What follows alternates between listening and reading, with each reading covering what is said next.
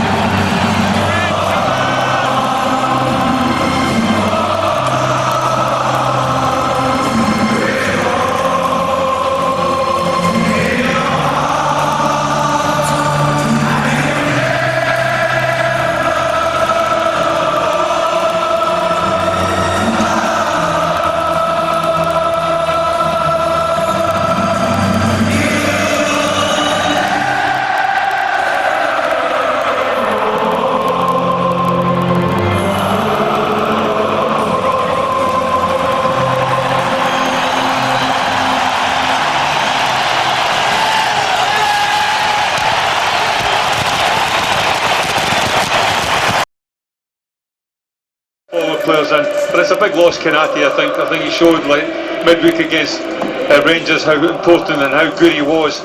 But James Milner, you know, what can you say about James Milner? He never really lets you down. He'll fill in more or less any position on the pitch.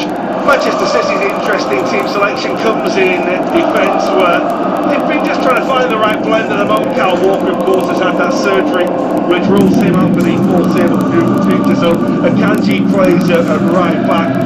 No Laporte, though, he's left out on the bench. Nathan Aki is preferred at the heart of the defence. And Cancelo once again at left back. And of course, the man to watch out for is the man up front. 20 goals already this season, 15 in the Premier League. The man you knew would score goals in the Premier League, Haaland. Oh, phenomenal. He's after that top man's record there. Most goals scored in the Premier League. Mohamed Salah, but I think we've seen already the power and the potency that he carries at Liverpool. Certainly will have to be somewhere like the best, as they were in the Community Shield earlier on in the season down at Leicester. They managed to snuff them out, but this is a different prospect, I think. Anthony Taylor is the man in the middle. Anfield is pristine. Anfield is poised. And as the players take the knee together to show their continued stance against racism, it's the only time today that these two teams will stand together, because Manchester City and Liverpool have had some absolute rip snorters over the past few seasons. So tight in terms of the distance between the sides when they've gone for the Premier League. And it's all about whether Liverpool can get in their faces and get about them early, because if you give Manchester City a start, there's no catching them. Well, just looking at the formation that Manchester City have started with, it looks as if they're going to play three at the back. Ake, Diaz and Akanji play with the wing backs. Certainly Cancelo on this right hand side. This is Fabinho.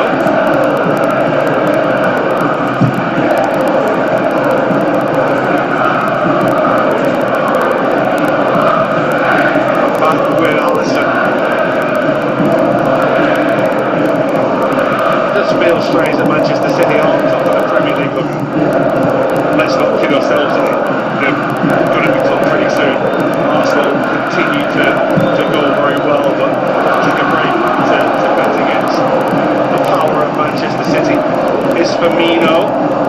It was Diogo Jota who was trying to sneak in. It was well guarded and well watched.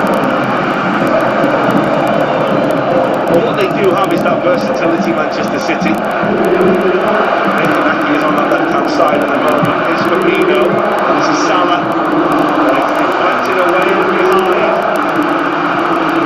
Liverpool starting. When you walk through a storm, hold your head up high and don't be afraid of the dark.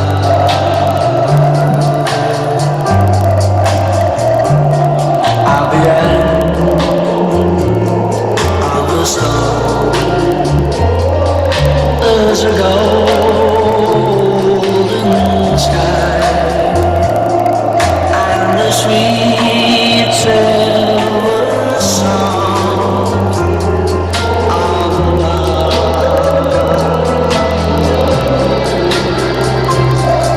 Walk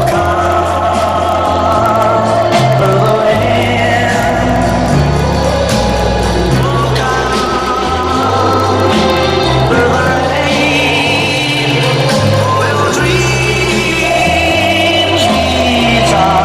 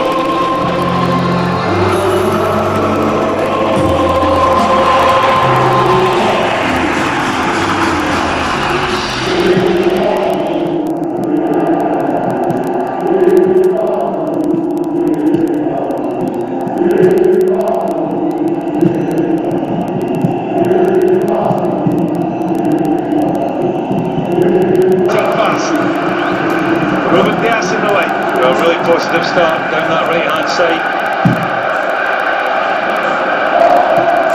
A little bit unlucky, Mohamed Salah. It was a decent ball in. Jota was just waiting to get on the end of it.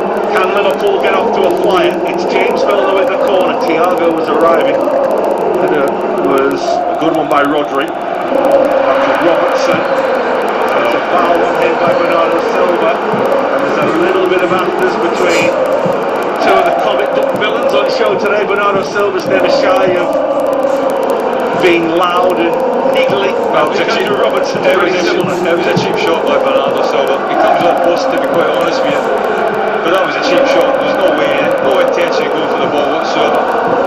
He knew exactly what he was doing. You could see, like like the frustration, understand the frustration from Andrew Robertson. You've got to get that in a game like this magnitude, though. The mouth wide open as if, what have I done? Brilliant. All plays into the narrative. Well, Thiago with the free kick towards Van Dijk. It's a good header away by Ruben Diaz. A little uncertain was Akanji. Brought in from Borussia Dortmund. It was a signing that went underneath the radar, really. Anthony Terry, you just feel like want to get on top of this game quite quickly. Opponent stands still, Gomez comes through it. It's a free kick, isn't it? Not in my book, no. In the modern game. Yeah, well, yeah. Foden was clever there. I mean, like, the one thing you say about Gomez's intention was just to go for the football. Foden's intention was just to make himself like awkward and get in the way of it. Here's Thiago. Cancelo is in the way. That's Thiago again. Robertson.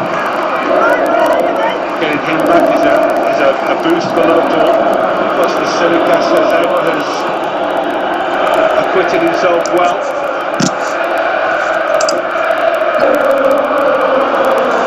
Glorious take by Salah. Fresh from that incredible Champions League hat-trick at Rangers.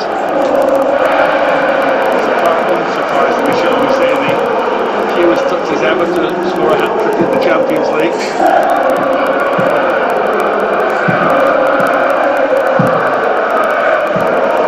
It's interesting with Kevin De Bruyne, isn't it? You know, we think of him as a midfield player, but certainly in a lot of formations of Manchester City play, he gets that licence to get himself in really forward positions. He takes up some really, really intelligent positions. Gets himself in these little pockets of space. That's loose from Diogo Jota, and here's Haaland. The challenge was enough to just force him off the ball. It was actually by Diogo Jota who was right back inside his own penalty area, having given the ball away himself. That's Elliott. Salah will do well to catch that.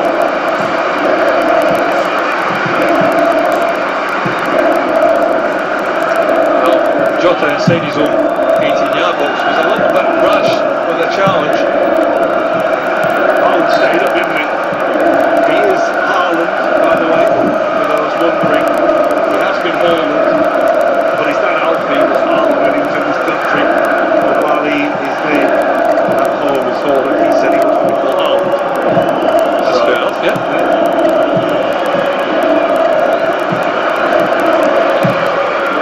But he's for someone who's reputedly on the money that he's on, you might have seen those stories in the last week or so, Gary. He's a very unassuming young man.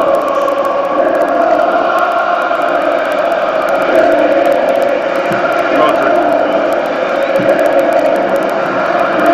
Akanji.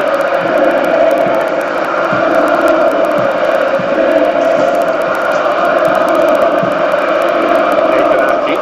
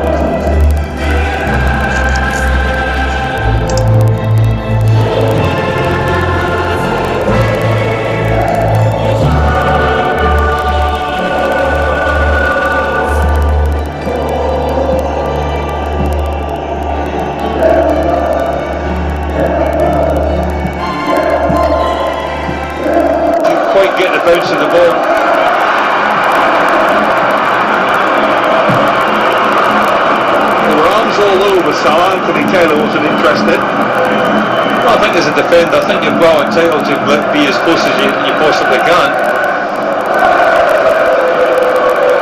So a player sent off in the Champions League for that the other night. Chelsea Milan. Arms up, grappling for the ball. That's Fabinho and Bernardo Silva. Again, it's another challenge that could easily have been blown up for. Don't get us wrong, spend the time complaining about some free kicks. It's just surprising when you see the game continue. Well, I think it's right. Up to the tail, I think it's a good ploy just to keep the game flowing. But if you do it now, you've got to keep it this way all the way through, haven't you? Consistency is always key. Here's Bernardo Silva. Foden.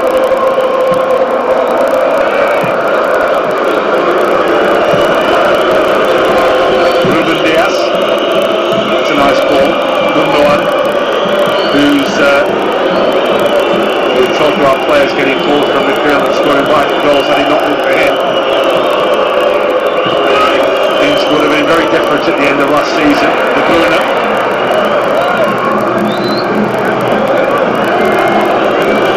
Manchester City are just settling into a passage of possession and pressure. Well, they make the pitch exceptionally wide, don't they? The likes of Foden, the likes of Cancelo, they keep their width.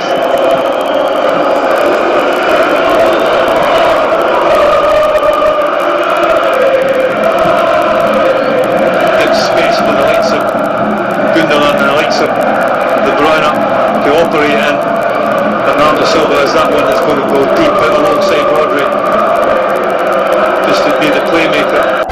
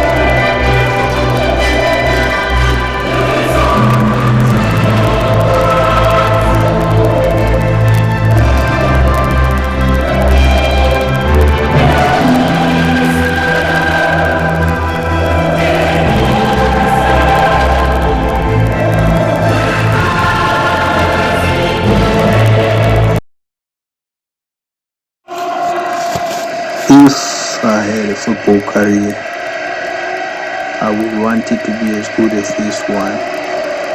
At the time of my life. In real life, I never stood a chance of playing for or coaching at Liverpool Football Club. My anxiety and autistic mindset would never allow me. I stopped playing football when I was 21 years old.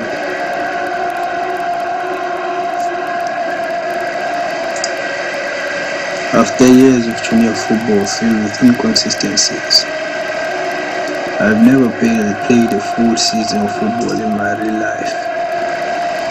Yet I watched and coached my avatar on Pro Evolution Soccer 2010 for 17 full seasons. He played more than 700 matches, being involved in over 200 goals. It was a good career. Even if it was never real, it felt real to me. Most of the time, I was lost in the fantasy. I can barely recall the golden age where the club won 9 league titles in a row, and the part played by my avatar influenced by my coaching and management. As a child, I always struggled to make friends, where my favorite moments were spent on the floor, playing make-believe with sticks and keys shaped like men. I never knew then how hard it would be to break free from such childish playfulness. and more so how it would affect me socially. It never mattered.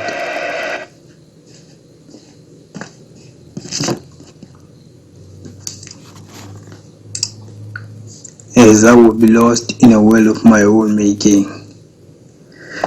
and it would help prepare me for my greatest disappointment of all, that of never getting to be a professional footballer. Through disappointment came depression, and dealing with that depression offered me a different means of being a professional footballer. Not real, but felt good enough at the time. I can recall more of the Silver Age as my avatar took on a greater role in the team as club captain for 9 seasons at my Liverpool. A dream I could only live out in a video game. It wasn't the greatest period for the club and also in my life, but I still had organized football in some measure.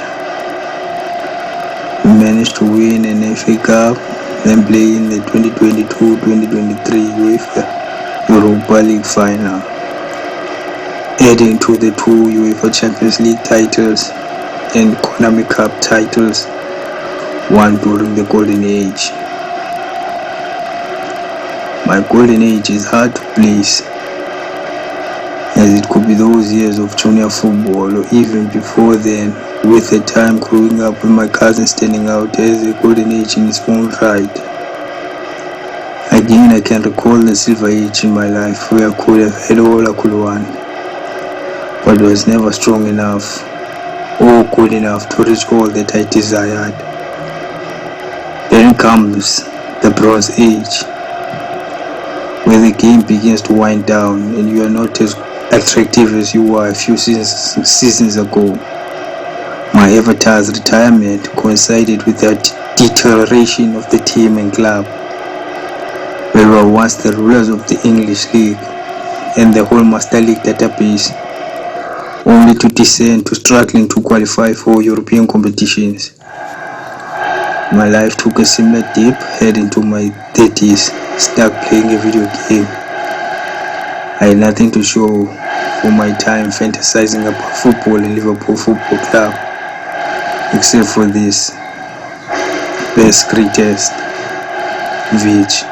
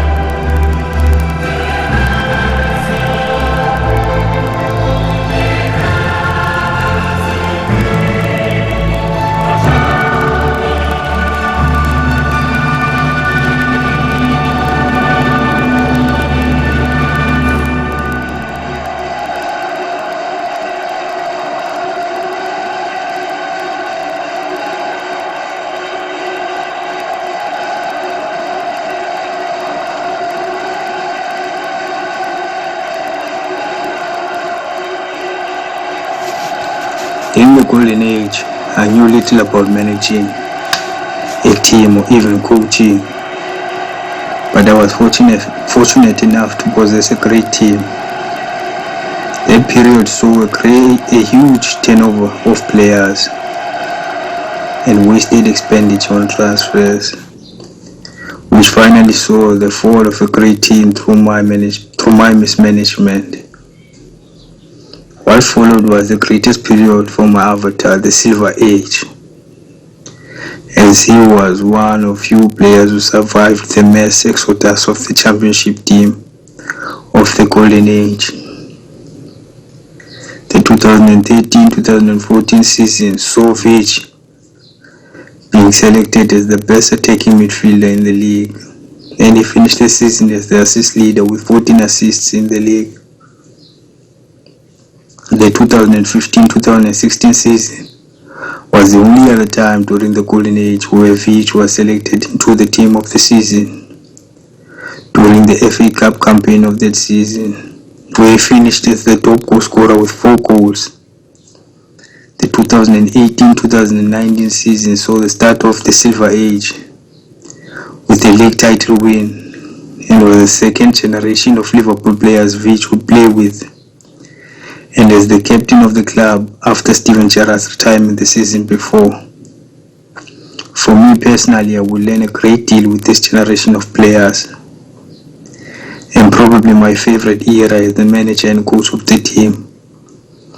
Even though we didn't win as much as we had with the previous generation, I still had not yet learned the best recruitment strategies. Yet the players we did recruit at the beginning of the Silver Age would carry the team to the Bronze Age, where recruitment strategies would come back to haunt us, as it was hard finding a market for players who had never represented their national teams. With a tight budget, I made a lot of mistakes, with signings relying more on my capabilities as a coach than being brutally honest in analyzing the growth potential of the players signed.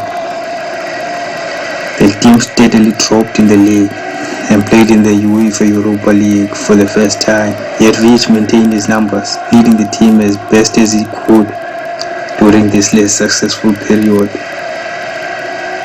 The 2022-2023 season almost ended as a treble season, as the team lost out on the league by a point and lost the UEFA Europa League final to Arsenal after defeating Portsmouth in the FA Cup final. This success came after three constructive transfer markets, where I got to build a strong team to support Vidge in leading the club. The club eventually playing the UEFA Europa League during the 2024-2025 season, meaning Vidge had won all the titles available in the database but the Division 2 title, where the club would have to be relegated to get the chance to compete for the championship, which never happened during his time with the club. Then the second exodus happened, which led the club into the Bronze Age, and the third generation of players Vidge will play with before his retirement from football.